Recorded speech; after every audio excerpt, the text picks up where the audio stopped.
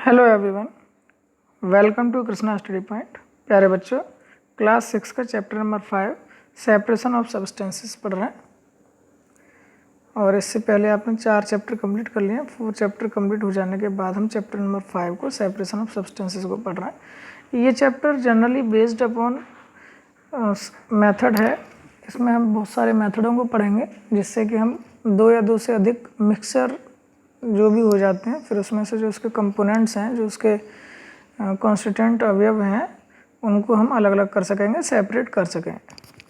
Okay, चलिए चलते हैं इस चैप्टर में क्या क्या दिया हुआ है। In our daily life there are many instances when we notice a substance being separated from a mixture of material. हम अपनी डेली लाइफ में कई बार ऐसे चीज़ों को देखते हैं कि जब हम मिक्सचर से और अलग अलग मटेरियल को सब सेपरेट करते हैं। Tea leaves are separated from the liquid with a strainer while preparing tea. हम एक स्ट्रेनर की मदद से, छलनी की सहायता से टी लीव्स को भी लिक्विड में से निकालते हैं जब हम चाय बनाते हैं। ये एक चित्र के माध्यम से आपको दिखाया गया किस तरीके से।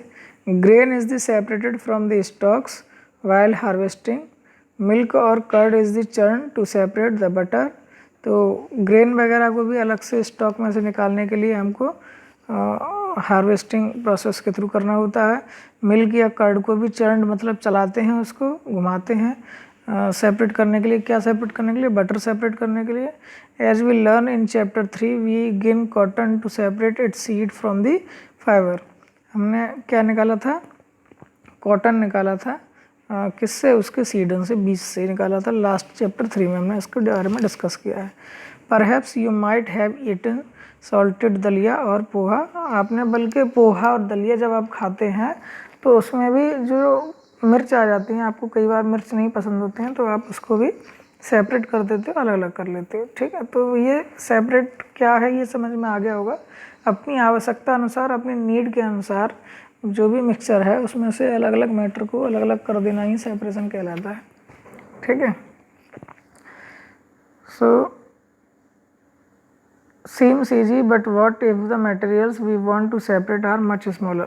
अब जो हमने अपने हाथ से उठा करके उसमें से हरी मिर्चों को, चिल्लीज को अलग कर लिया, सेपरेट कर लिया, चलो ये बात है, आसानी से कर लिया। लेकिन अगर क्या बहुत छोटे छोटे साइज़ के ग्रेन्स हो जाएं, फॉर एग्जांपल अगर मैं बात करूं तो चावल हैं और चावल में दाल मिक्स हो जाती है, तो ये आसान रहेगा क्या? जिस तरीके से आपने उनको निकाल दिया था, चलो वो भी ठीक है, लेकिन उसमें और भी कंकड़ पत्थर या मिट्टी के कण आ गए हैं, उनको कैसे निकाल पाएंगे हम? तो इसके लिए हमको अलग अलग मेथड की आवश्यकता है। देन द मैंगो और गुआवा। अगर मान लीजिए आम और अमरूद हैं और वो मिक्स हो गए हैं तो उनको तो हम सीधा सीधा हाथ से उठा उठा करके अलग कर लेंगे, है ना। लेकिन imagine you are give a glass of sand with salt. नमक और सैंड आपको मिक्स करके ग्लास में दे दी गई है। अब आपको अलग अलग करना है, सॉल्ट को अलग करना है, सैंड को अलग करना है। तो क्या हम इजीली बाय हैंड पिकिंग ये कर पाएंगे? नहीं कर सकते। ठीक है, सो एक्टिविटी 1 इन कॉलम 1 टेबल 5.1। टेबल 5.1 को आप बनाएंगे। इसमें साफ साफ दिया गया है separation process, separate stones from rice. फिर पर्पस फॉर विच डू, ये पूरा आप लिख लेंगे। इसमें जो भी नेसेसरी चीज़ें हैं ये दी गई हैं। churning milk to obtain butter, to remove non useful components we throw away the impurities। ठीक है, सो चलिए आगे बढ़ते हैं। Process with its purpose and the way separated components are used. ठीक है, तो सबसे पहले ये आपको पता चलेगा होगा क्या है हमारा पर्पस। जो भी इम्पोर्टेंट और कंपोनेंट्स यूज्ड होने वाले हैं उनको हमें अलग करने के लिए सेपरेशन की आवश्यकता है, नीड है। We see that the before we use a substance we need to separate harmful और non-useful substances। कोई भी हमें पदार्थ यूज करना है तो उसमें से अगर कोई हार्मफुल या नॉन यूजफुल कोई सब्सटेंस है उसको बाहर कर देना है, तभी हम उसको यूज कर पाएंगे। So that's why separate is useful. Okay, the substance to be separated may be particle of different size और material. These may be in any 3 states of matter, that is solid, liquid और gas. किसी भी form में हो सकते हैं, solid में, liquid में या गैस में हो सकते हैं। दैट इज सॉलिड, लिक्विड और gas. So do we separate substance mix together if they have no so many different properties. ठीक है. सो अब पढ़ते हैं हम. चलिए, method of separation. We will discuss some simple methods of separating substances that are mixed together. You may come across some of these methods being used in day-to-day activities. हम इनको डे टू डे एक्टिविटीज़ में देखते भी हैं. इस type के हम method of separation पढ़ने जा रहे हैं. हैंड पिकिंग नंबर 1 मेथड है आपका हैंड पिकिंग. तो प्यारे बच्चों, आपको सबसे पहला काम तो ये करना है, इस पूरे चैप्टर को एक बार रीड करना है. रीड पहले आप रीड कर लीजिए और रीड करने के बाद में अपने हार्ड वर्ड मीनिंग, जो भी आपने ऐसे वर्ड मीनिंग पहली बार पढ़े हैं उनको आप लिख लीजिए विद हिंदी मीनिंग. ठीक है. फिर आप अपने नोट्स के रूप में बनाते चले जाइए. तो सबसे पहला तो आपका नोट्स के रूप में जो आएगा वो क्वेश्चन यही आएगा कि सेपरेशन की नीड क्यों है. इसके बाद में आपका ये 5.1 टेबल आ जाएगी. इसके बाद में फिर आपका मेथड ऑफ सेपरेशन आ जाएगा, ये आपकी हेडिंग हो जाएगी. और फिर उसके अंदर फर्स्ट हेडिंग आपकी आएगी हैंड पिकिंग. ठीक है. तो हैंड पिकिंग के बारे में इसमें लिखेंगे. इसमें देखिए कहाँ से लिखेंगे, पहले तो उसको पढ़ लेते हैं. Bring a packet of food grain purchase from a shop to the classroom. और उसको फिर सेपरेट करना है. उसमें से इजीली मान लीजिए नमकीन का पैकेट आप लेके आए तो अलग अलग चीज़ों को अलग अलग कर लेंगे सीट और पेपर पर रख करके. ठीक है. सो यहाँ से हम इसको लिखेंगे, हम यहाँ से इसको लिखना शुरू करेंगे. This method of hand picking can be used for the separating slightly larger sized impurities like the pieces of dirt, stone and husk from wheat, rice or pulses. Okay. फिर इसके बाद आगे भी लिख लीजिएगा. The quantity of such impurities is unusually not very large. In such situation, we find that hand picking is a convenient method of the separating substances. ठीक है. इसका मतलब हम वहीं तक ज़्यादातर इसको हैंड पिकिंग मेथड को यूज़ कर सकते हैं जहाँ जो इम्प्योरिटीज़ हैं वो लार्ज साइज़ के हैं. फिर इसके बाद में आपका सेकंड हेडिंग हो जाएगा थ्रेसिंग. ठीक है. ये सेकंड हेडिंग हो गया threshing. So you have must seen the bundles of wheat और paddy stalks lying in fields. खेतों में आपने देखे होंगे बहुत सारे बंडल के रूप में, जब हम क्रॉप को कट करते हैं गेहूँ की या अन्य किसी भी चीज़ की, तो उसके बंडल्स बना लेते हैं. ठीक है. या पैडी स्टॉक्स बना लेते हैं. फिर उनको थ्रेस किया जाता है. थ्रेस मतलब पीट करके उसमें से जो उसकी इम्प्योरिटीज़ हैं उनको अलग कर देते हैं और ग्रेन्स को हमको निकाल लेते हैं. ठीक है. ये देखिए यहाँ एक फिगर के रूप में दिया गया है. नाउअडेज थ्रेसिंग की बहुत सारी मशीनें आने लग गई हैं, तो मशीनों से ही होते हैं, उसको भी थ्रेसर कहते हैं. कभी आप किसी फार्मर से मिलते हैं तो आप पूछ सकते हैं. ठीक है. So the harvesting the crop stalks are the dried in the sun before the grain is separated from them. पहले उसे सुखा लेना पड़ता है, सूखेगा तभी तो उसको पीटने पर, थ्रेस करने पर वो अलग हो पाएंगे. उसके जो ऊपर जो टुकड़े हैं उसके भूसा के रूप में फिर वो निकल जाता है बाहर. So each stalk has many grain seeds attach to it. Imagine the number of grain needs seeds in hundreds of the bundle of stock lying in the field. How does the farmer separate grain seeds from those bundle of stocks? ठीक है. तो यही आप पूछ के बताया गया, आपके दिमाग में एक क्वेश्चन मार्क लगाया गया, कैसे जो फार्मर हैं वो अपने सीड्स को स्टॉक्स में से निकालते हैं, ग्रेन सीड्स को. वन में प्लक मैंगोज और guavas from the trees. Mango या गुआवा को ट्री पर से तोड़ना कितना आसान है, बहुत आसान है. But grain seeds are much smaller than the mangoes or guavas, so plucking them from their stalks would be impossible. How does one separate grain seeds from their stalks? तब कैसे करेंगे? तब यहाँ से आप लिखेंगे सेकंड वाली हेडिंग में, आप फिर यहाँ से लिखना शुरू करेंगे. The process that is used to separate grain from stalks etc. is threshing. In this process, the stalks are beaten to free the grain seeds. Sometimes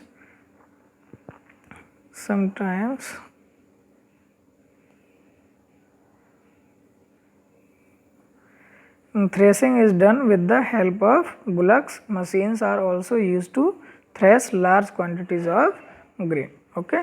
इतना आप यहाँ लिख लेंगे. ठीक है.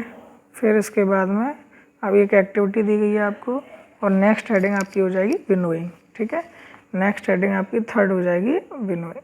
दो हमने पढ़ लिए हैं. हैंड पिकिंग हो गया था एक हमारा मेथड ऑफ सेपरेशन, सेकंड हो गया हमारा थ्रेसिंग एंड थर्ड आ गया आपका विनोइंग. ये विनोइंग में क्या होता है कि जो इम्प्योरिटीज़ होती है ना, बहुत ज़्यादा हल्की इम्प्योरिटीज़ होती हैं जो विंड की सहायता से, हवा की सहायता से उड़ जाती हैं, तो ऐसे मिक्सचर को सेपरेट करने के लिए हम इसमें ये विनोइंग का काम करते हैं।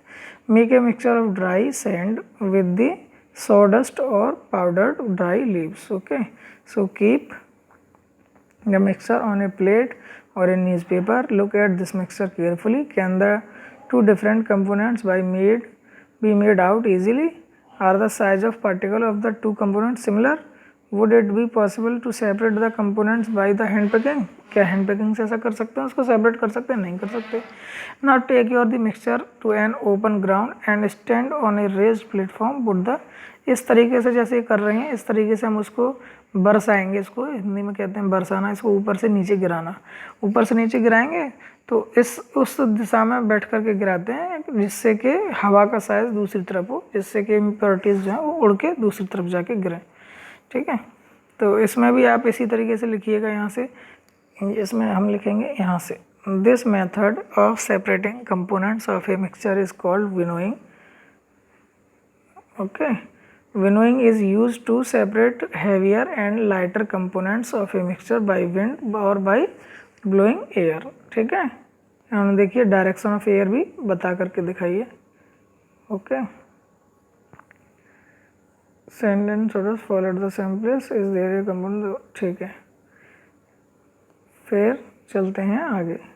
This method is commonly use by the farmers to separate lighter husk particles. इसको भी लिख दीजिएगा, उसी में विनोइंग में ही लिख दीजिएगा, विनोइंग का ही पार्ट है ये। This method is commonly use by the farmers to separate lighter husk particles from the heavier seeds of grain. ठीक है, फार्मर लोग ये ज़्यादा यूज करते हैं। The husk particle are carried away by the wind, the seeds of grain get separated and from a heap near the platform for winnowing. The separated husk is used for many purpose such as fodder और kettles। ठीक है, भूसा के रूप में वो अलग निकल जाता है, तो उसको क्या कर लेते हैं।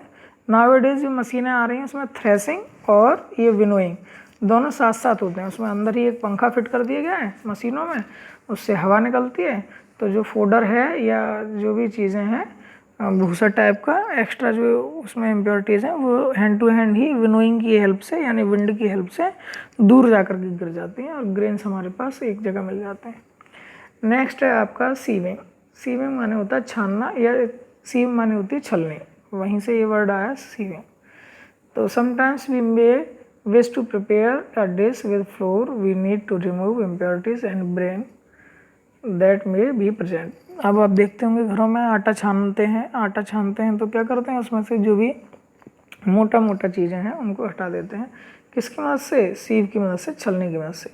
Sieving allows the fine flour particle to pass through the holes of the sieve while the bigger impurities remain on the sieve. In a flour mill, impurities like husk and stones are removed from wheat before grinding it. Usually, a bagful of wheat is poured on a slanting sieve. ठीक है, the sieve removes pieces of stone, stalk and husk. The still remain with the wheat after threshing and winnowing. ठीक है, क्योंकि threshing and winnowing के बाद में भी कुछ इस तरह की चीज़ें बच जाती हैं, तो वो कहाँ उसके हम किससे सीविंग की मदद से अलग करने की कोशिश करते हैं। सीविंग के बावजूद भी बहुत सारी चीज़ें उसमें जैसे कि हस्क है, डस्ट है, ये सारी चीज़ें उसमें बची रह जाती हैं। ठीक है, तो sieving is used when components of a mixture have different sizes. ये आप लिख सकते हैं इसमें, ये पूरा आप यहाँ से लिख लीजिएगा इन फ्लोर मिल से। ठीक है, अब दिया गया आपको एक्टिविटी 4। नेक्स्ट आपकी हेडिंग आएगी सेडिमेंटेशन। ठीक है, ये आपकी नेक्स्ट हेडिंग हो जाएगी सेडिमेंटेशन। केवल इतना सा हेडिंग डालिएगा, क्या है सेडिमेंटेशन ये अभी आपको बताते हैं। जब कोई मिट्टी वगैरह या हस्क वगैरह या कुछ इस प्रकार की इम्प्योरिटीज़ जो पानी में घुल सकती हैं, जब वो किसी सबस्टेंस के साथ मिक्स होती हैं तो हम क्या करते हैं, उसमें पानी मिला देते हैं। पानी मिला देते हैं तो वो पानी में घुल जाती हैं शुद्धियाँ, तो या तो वो पानी पे ऊपर तैरती हैं या नीचे बॉटम में सेटल हो जाती हैं। तो इसी पूरी प्रोसेस को हम सेडिमेंटेशन कहते हैं। उनके जो भी इम्प्योरिटीज़ हैं उनका सेटलमेंट हो जाना बॉटम में, या घुल जाना पानी में। ठीक है, सो राइस और pulses are usually washed before cooking when you add water, यहीं से लिखेंगे, यहाँ से लिखेंगे when you add water to the these the impurities like dust particles get separated, these impurities go into water, now what will sink, यहीं तक बस water तक लिख दीजिए, ठीक है। तो ये आ गया, फिर यहाँ से लिखिएगा when the heavier components in a mixture settles after water is added to it the process is called sedimentation, ये एक्चुअली में डेफिनेशन हो गई, ओके। नेक्स्ट आपकी हेडिंग रहेगी डिकेंटेशन, ये वाली, और इसमें भी आप लिख पाएंगे when the water along with the dust is removed the process is called decantation, जब वाटर उसके ऊपर आ जाता है ना, गंदगी इम्प्योरिटीज़ घुली हुई वाटर, फिर उसको हम क्या करते हैं, निथारते हैं, यानी कि धीरे धीरे धीरे करके उसको टेढ़ा करके टिल्ट करके और उस पानी को, गंदे गंदे पानी को बहा देते हैं, ये प्रोसेस कहलाती है डिकेंटेशन। तो सेडिमेंटेशन के बाद में डिकेंटेशन की ज़रूरत पड़ेगी ही पड़ेगी। So let us find a few other mixture that can be separated through the sedimentation and decantation, और कौन कौन से हो सकते हैं। तो जो भी ऑयल वाले लिक्विड भी होते हैं वो भी सेडिमेंटेशन डिकेंटेशन की सहायता से यूज़ हो सकते हैं, जैसे कि वाटर और ऑयल है वो कभी मिक्स नहीं होंगे। तो ऐसे सेपरेटेड जो इमिसिबल होते हैं वो कैसे होते हैं, यानी एक दूसरे में मिक्स नहीं होते हैं, तो वो लिक्विड जो होंगे उनको हम किससे, डिकेंटेशन से अलग अलग कर सकते हैं, ठीक है। जैसे कि मैंने अभी बताया ऑयल है, वाटर है, उनको आप जैसे सॉइल और वाटर हो गया तो सॉइल नीचे सेटल हो जाएगी और वाटर ऊपर ऊपर होगा, तो उसको हम इस तरह से टिल्ट करके निकाल ले जाएंगे, लेकिन फिर भी बहुत सारी मात्रा में उसमें कुछ चीज़ें बच जाती हैं, ठीक है। तो आपका नेक्स्ट हेडिंग हो जाएगा फिल्ट्रेशन, ठीक है। नेक्स्ट आपका क्या होगा हेडिंग, फिल्ट्रेशन। इसमें क्या लिखेंगे हम, फिल्ट्रेशन में क्या लिखेंगे, देखिए पहले पढ़ लेते हैं ज़रा। Let us now consider the example of water that we use to all of us at all time. Water को भी हम इस तरह से साफ़ करते हैं, मडी होता है, एक एक्टिविटी के थ्रू आपको समझा दिया गया, एक्टिविटी आप करके देख सकते हैं, ठीक है। तो हम लोग क्या करते हैं कि जैसे ही हमने सेडिमेंटेशन किया फिर डिकेंटेशन किया। अब डिकेंटेशन करने के बाद में भी जो लिक्विड हमें मिलेगा उसमें बहुत सारी इम्प्योरिटीज़ होंगी बेटे, तो इम्प्योरिटीज़ होंगी तो उनको भी फिर से कैसे फर्दर अलग किया जाए। तो हम क्या करते हैं कि एक जो सीव हमने पढ़ा था ना, सीव छलनी, उसी टाइप का फ़िल्टर और लेते हैं, फ़िल्टर पेपर, उससे फिर हम उसको छानते हैं, उसको फिर अलग करते हैं। आप लोग घरों में भी देख सकते हैं, पानी वगैरह को अगर आप किसी कपड़े वगैरह से छानेंगे तो और ज़्यादा प्योर हो जाता है, शुद्ध हो जाता है, साफ़ हो जाता है, ठीक है। तो क्योंकि उसमें क्या होता है, बहुत ज़्यादा स्मॉलर पोर्स होते हैं। ये filter paper is one such filter that has very fine pores in it, okay. आँखों से दिखते भी नहीं है उसके छेद, इतने छोटे छोटे छेद होते हैं, फिर उसमें से हम इसको काम को करते हैं, ठीक है। तो इसमें भी लिख लीजिएगा, ओके। द पेनर यू माइट, इसमें देखिए लिखा भी है कि आप थ्रो ए फाइन क्लोथ और ए स्ट्रेनर, आप क्लोथ का भी इस्तेमाल कर सकते हैं इसके लिए, है ना, इन्होंने लिख के बताया जो मैं अभी बता रहा था, ठीक है। पनीर वगैरह को इसी तरीके से करते हैं ये लोग, फिल्टरेशन, ठीक है। चलिए नेक्स्ट आपकी हेडिंग आएगी इवेपोरेशन, ठीक है।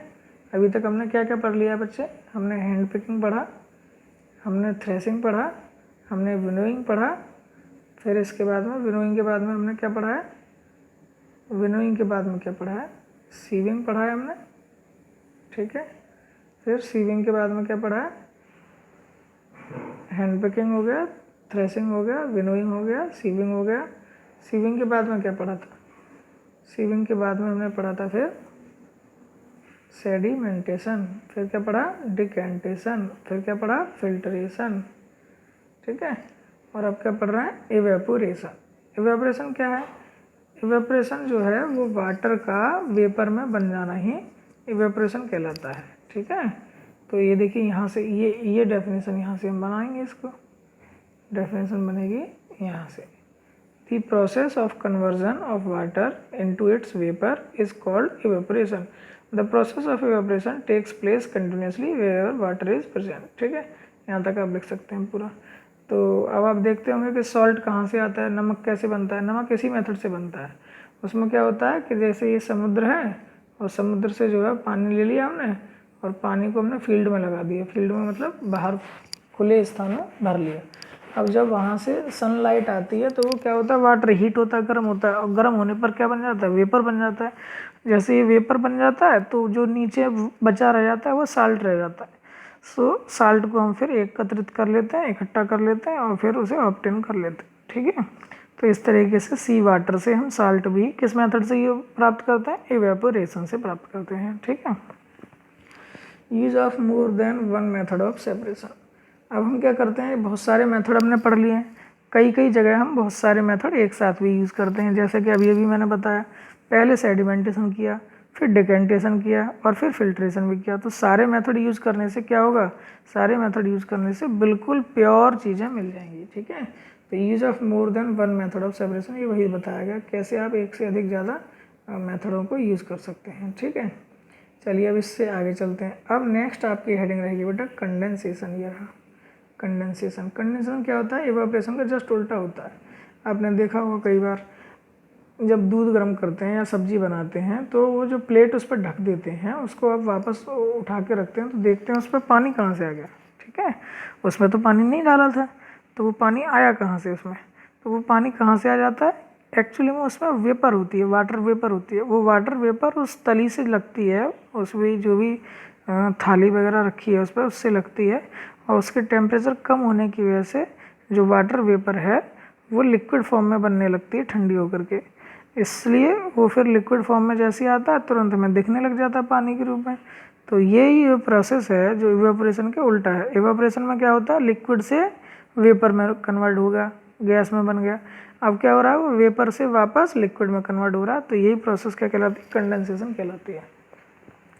तो इसको भी हम कहाँ से लिख सकते हैं, छोटी सी परिभाषा अगर देना चाहेंगे हम तो हम यहाँ से देंगे, the process of conversion of water vapour into its liquid form is called condensation, ठीक है।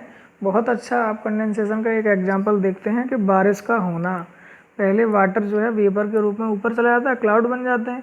अब फिर जहाँ भी टेम्परेचर इस तरह का होता है राइजन होकर के, तो तुरंत ही वहाँ से वो वाटर लिक्विड फॉर्म में बन करके नीचे गिर जाता है। तो क्या है, कंडेंसेशन प्रोसेस है। एक और आपको मैं बहुत अच्छा एग्जांपल बताऊं, आप लोग दुकान वगैरह से कोल्ड ड्रिंक की बोतल खरीद के लाते हैं। वो कोल्ड ड्रिंक की बोतल जब आप लेके आते हैं तो आप देखते होंगे कि फ्रीज़र से बाहर निकालते ही 2-1 मिनट के बाद ही उस कोल्ड ड्रिंक की बोतल के बाहर चारों ओर पानी की सी बूंदें आ जाती हैं। वो कहाँ से आई, वो एक्चुअली में जो हमारे चारों ओर, उस बोतल के चारों ओर विंड थी, एयर थी, उस एयर में वाटर मॉलिक्यूल्स भी प्रेजेंट होते हैं। किस फॉर्म में, वेपर की फॉर्म में। गैस की फॉर्म में तो इसलिए हमें दिखते नहीं हैं, लेकिन जैसे ही वहाँ टेम्परेचर कोई उसके टेम्परेचर से कम हुआ तो वो वाटर वेपर की जो बूंदें हैं जो एयर में प्रेजेंट हैं, जो अदृश्य हैं, इनविजिबल हैं, वो ठंडी होंगी तो क्या बनेगा, लिक्विड बनेगा। लिक्विड बन करके उसके आसपास दिख जाते हैं, ठीक है। तो इस तरीके से कंडेंसेशन ये प्रोसेस है। इसका बहुत अच्छा एग्जाम्पल मैंने आपको ये बता दिया, कोल्ड ड्रिंक वाला। तो इसकी मदद से हम क्या क्या कर लेते हैं, साल्ट है, सैंड है, वाटर है, इस तरीके से हम कर लेते हैं कई बार चीज़ों को, ठीक है। चलिए इसके बाद में बात करते हैं सॉल्युबिलिटी की, ठीक है। Can water dissolve any amount of substance, क्या पानी जो है कितने भी अमाउंट में किसी भी सब्सटेंस को घोल सकता है, नहीं कर सकता। कितना कर सकता है तो ये हम देखते हैं। तो एक एक्टिविटी आपको दे दी कि एक बीकर ले लीजिए, एक स्मॉल पैन ले लीजिए, साल्ट ले लीजिए, वाटर ले लीजिए। अब पानी में आपको एक स्पून चम्मच से नमक डालना है, साल्ट डालना है और उसको देखना कब तक घुल रहा है। तो पहली, दूसरी, तीसरी बार आप घोलेंगे घुल जाएगा।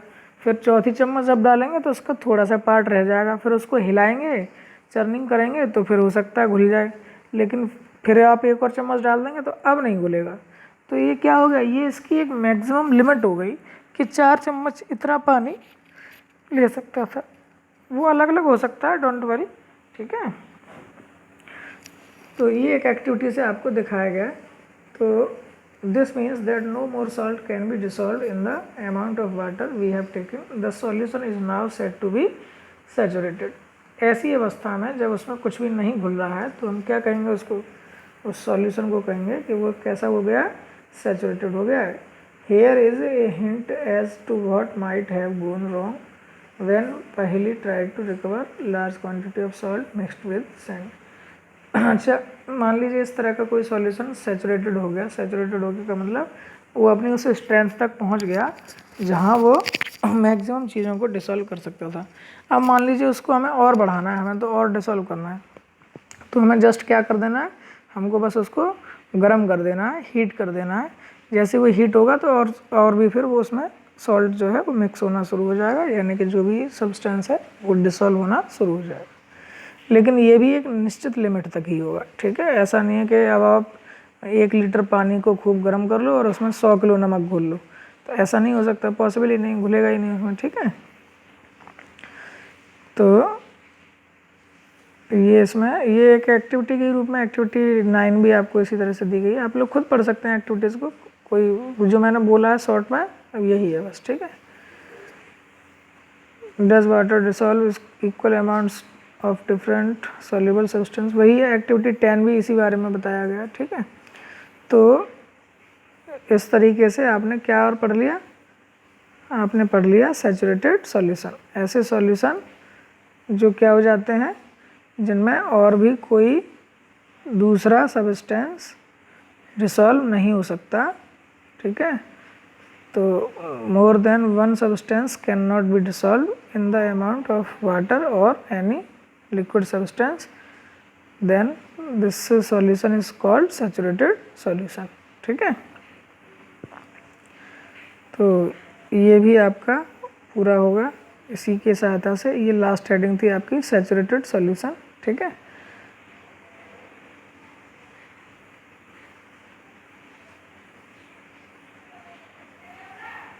चलिए इसके बाद देख लेते हैं, बस हो गया, इतना ही है। तो हमने इसमें बहुत सारे वर्ड्स देखिए, कीवर्ड्स दे रखे हैं, इतनी सारी चीज़ों को जाना है, ठीक है। थ्रेसिंग है, विनोइंग है, हैंड पिकिंग है, फिल्ट्रेशन है, evaporation, decantation, sieving, solution, sedimentation, condensation, churning, ये सब हमने सीखा। इसके बाद इसकी एक्सरसाइज की बात करें तो एक्सरसाइज अब आपको आसान लगेगी। Why do we need to separate different components of a mixture, पहला ही क्वेश्चन था, वहीं पर हमने दिया था इसका आंसर। व्हाट इज़ विनोइंग, अब आप दे सकते हैं विनोइंग क्या है, इसका answer way is it use, we कहाँ यूज़ कर सकते हैं, ऐसी इम्प्योरिटीज़ के साथ हम यूज़ कर सकते हैं जो बहुत ही लाइट वेट की होती हैं, जो विंड के साथ ट्रेवल कर सकते हैं। How will you separate sand and water from their mixture, कैसे करेंगे, डिकेंटेशन हमने बताया था, सेडिमेंटेशन हो जाएगा, फिर डिकेंटेशन हो जाएगा, नीचे बॉटम में सेटल हो जाएगी सैंड, और ऊपर से उस वाटर को हम डिकेंट कर लेंगे, ठीक है। It is possible to separate sugar mixed with the wheat flour, if yes how will you do it, अगर सेपरेट किया जा सकता है sugar mixed with wheat flour, यानी कि गेहूं के आटे के साथ में अगर शुगर मिली हुई है तो आप उसको कैसे करेंगे, तो आप उसको जस्ट छान लेंगे सीविंग के सहायता से, है ना, छलनी की सहायता से छान लेंगे, तो उसमें छलनी में आपकी चीनी बची रह जाएगी। How would you obtain clear water from a sample of muddy water, sample of muddy water से क्लियर वाटर कैसे फाइंड करते हैं, फिल्ट्रेशन की सहायता से, ठीक है। क्लॉथ या फिल्टर पेपर में से जब उसको आप छानेंगे तो फिर वो बिल्कुल क्लियर वाटर मिल जाएगा। फिल अप दी ब्लैंक्स, अब ये देखिए सारे क्वेश्चन मुझसे मत कराइए, फिल अप दी ब्लैंक्स भी आप लोग खुद करिए, आप इजीली कर पाएंगे, डोंट वरी, ठीक है। ट्रू एंड फॉल्स हैं, ये भी आपसे आसानी से हो जाएंगे। तो इस तरीके से आपके ये चैप्टर लगभग क्लोज हो जाता है। अब चलते हैं ज़रा इस चैप्टर पर आधारित कुछ मैंने वर्कशीट भी लगाई हैं, वो वर्कशीट से भी आपको बहुत अच्छी प्रैक्टिस हो जाएगी। चलते हैं वर्कशीट पर। देखिए ये है बच्चों सबसे पहली वर्कशीट आपकी, और इसमें मैंने लिविंग एंड नॉन लिविंग वाले चैप्टर से भी कुछ क्वेश्चंस को रखा है, जिससे आपका रिवीजन हो जाएगा, ठीक है। एक तरीके से फर्स्ट टर्म का आपका जो पेपर आएगा उसके लिए बहुत अच्छा रिवीजन इससे कर सकते हैं आप। इमिसिबल लिक्विड्स कौन से होते हैं जो एक दूसरे में घुलते नहीं हैं, जैसे कि सैंड और वाटर, अभी भी हमने बताया था। डिफाइन करना है तो आपको अपने आप लिखना है, सैचुरेटेड सॉल्यूशन क्या होता है डिफाइन करिए, विनोइंग क्या होता है, सेल क्या होता है, ये आपने लास्ट चैप्टर में पढ़ा हुआ, टिश्यू क्या होता है, ऑर्गन क्या होता है, ऑर्गन सिस्टम क्या होता है, रेस्पिरेशन क्या होता है, एक्सर्शन क्या होता है, ठीक है। तो ये आप पढ़ चुके हैं सारे, इन सब चीज़ों को फिर से आप लोग कॉपी में करेंगे और लिखेंगे इन सारी चीज़ों की डेफिनेशन, दोबारा से लिखिएगा, कोशिश कीजिएगा अपने वर्ड्स में लिखने की। प्यारे बच्चों, जब आप किसी भी कंसेप्ट को समझ लेते हैं और फिर उसके बारे में अपने वर्ड्स में लिखते हैं तो फिर आपको कभी भी उसे याद करने की ज़रूरत नहीं पड़ती, आपको हमेशा वो याद रहता है। Answer the following in not more than 20 words. How is cream obtain from milk, milk से हम क्रीम कैसे निकालते हैं, ड्यू टू चर्निंग, ठीक है। तो what do the living and non living have in common, ये भी आपको अपने आप बताना है। Mention 2 stimuli that plants respond to, ठीक है। इसके बाद में और भी क्वेश्चन आप स्क्रीनशॉट ले सकते हैं या वीडियो को पॉज करके क्वेश्चन आंसर को लिख सकते हैं, ठीक है। The liquid above the solid setting from A heterogeneous solid liquid mixture, a mixture the different part of which vary in composition and properties। और क्या कहेंगे उसको, सबको नेम बताना है बस। A plant which show sensitivity to touch, बहुत अच्छा प्लांट है, ये आपने देखा भी होगा, आप लोग अपने अपने स्कूल्स में देख सकते हैं, जनरली वहाँ ये लगवाया जाता है, छुई मुई का पौधा हिंदी में कहते हैं, ठीक है। इसके बाद भी आसान से ड्रॉ करना है आपको। सेपरेटिंग फनल आप ड्रॉ करिए, फिल्ट्रेशन मेथड भी ड्रॉ करके दिखाइए, डिस्टिलेशन प्रोसेस आप करके दिखाइए, ठीक है। तो ये आप कर सकते हैं इजीली। देखिए एक और वर्कशीट देखते हैं, ये है दूसरी वर्कशीट आपकी, बहुत अच्छे क्वेश्चंस इसमें लगाए हैं। Why do we need to separate the different components of a mixture, इस प्रश्न का उत्तर देना है, फिल इन द ब्लैंक भरना है। This and this can be use for the separating insoluble solid from a liquid, एक भी उत्तर मैं नहीं बताऊंगा, आप ही को करना है। Is use to separate stones and pebbles, stones and pebbles को तो सीधा हैंड पिकिंग मेथड से किया जा सकता है ना, अरे ये भी मैंने आंसर बता दिया। Grains and husk can be separating using, किसकी सहायता से निकाल सकते हैं ग्रेन्स एंड हस्क को, विनोइंग की सहायता से।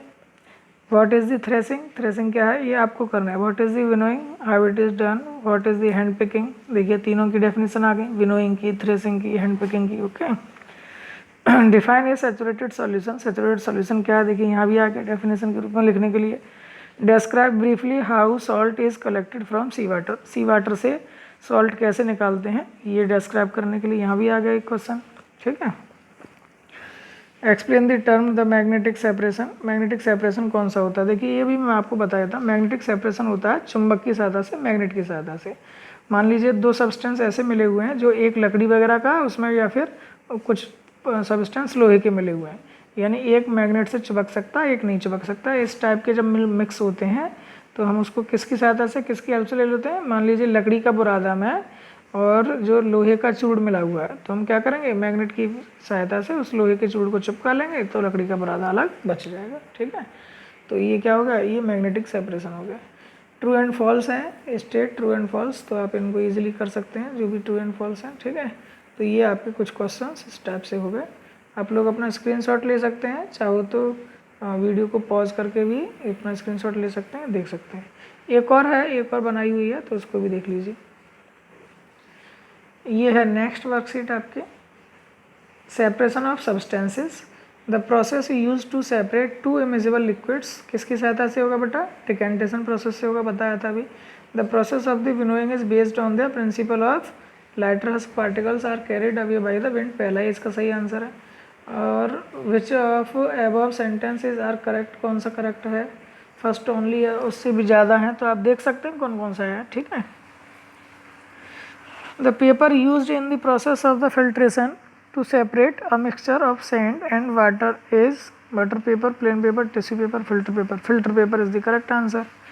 The process of conversion of water vapor into its liquid form on, ये कर सकते हैं आप, ठीक है। आसान से कुछ क्वेश्चंस तैयार किए हैं, ठीक है।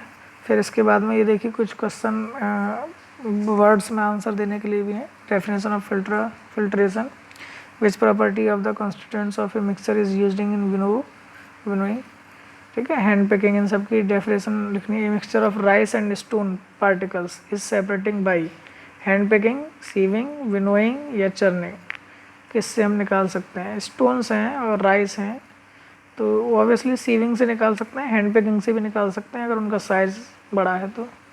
The method of sieving is use to separate, ये सारे देखिए ऑब्जेक्टिव क्वेश्चंस के रूप में दिए हैं, बहुत सारे कंपटीशन में भी क्वेश्चंस पूछे जाते हैं, ठीक है।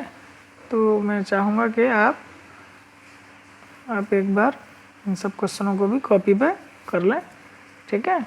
कॉपी पर लिख लीजिएगा, एक तो थोड़ा सा लिखने के लिए भी आपको मिल जाएगा काम, लिखते रहते हैं बेटा तो हम थोड़ा सा चीज़ें याद हो जाती हैं। The process use to separate grains from stalk is, threshing हो जाएगा, ठीक है। बहुत सारे क्वेश्चन हैं और इनको आप जैसे ही करेंगे तो पूरा चैप्टर लगभग आपको याद हो जाएगा, और हर तरह के क्वेश्चन को दिया गया है, जितने भी क्वेश्चन पेपर में आ सकते हैं वो सब के सब हैं इसमें। इसी के साथ ही आपका चैप्टर लगभग क्लोज हो जाएगा। ये वर्कशीट पूरी फुल वर्कशीट तैयार की है, ठीक है। Find the odd one, chalk powder, sand, mud, sugar, तो चॉक पाउडर, सैंड हो, मड हो, सब के सब सेटल हो सकते हैं नीचे बॉटम ऑफ वाटर में, शुगर नहीं होगा, शुगर उसमें घुल जाएगा, तो अलग हो गया, सबसे अलग, फाइंड द ऑड वन। ठीक है, तो ये आप स्क्रीनशॉट ले सकते हैं। देखिए यहाँ फिर से वही डेफिनेशंस आ गए। बार बार मत करिएगा, कुछ क्वेश्चन उस वाली वर्कशीट में भी हैं, इसमें भी हैं, तो उनको दोबारा नहीं करना है, एक ही बार करना है। ठीक है, तो यहाँ से जो क्वेश्चन नए नए हैं उन सबको आप ले सकते हैं और कर सकते हैं। तो और भी क्वेश्चंस हैं, ये देखिए इतने सारे क्वेश्चंस इसमें लगा रखे हैं, बहुत क्वेश्चन है, यानी ये सारे क्वेश्चन आपने कर लिए। तो इस चैप्टर से आप कोई भी क्वेश्चन छोड़ नहीं सकते, कहीं भी पूछ लिया जाए आपसे, कहीं भी पूछ लिया जाए, आप स्क्रीनशॉट ले सकते हैं, देख सकते हैं। ठीक है, वीडियो को पॉज कर करके भी देख सकते हैं। समझ में आ रहे होंगे क्वेश्चन, कोई समस्या नहीं है। How is salt obtain from sea water, ये लास्ट वाली वर्कशीट आपने कर ली, तो उन शेष 2 वर्कशीट की भी कोई आवश्यकता नहीं है, और बल्कि बुक की एक्सरसाइज की भी आवश्यकता नहीं पड़ेगी, लेकिन फिर भी आप लोग कर लीजिएगा।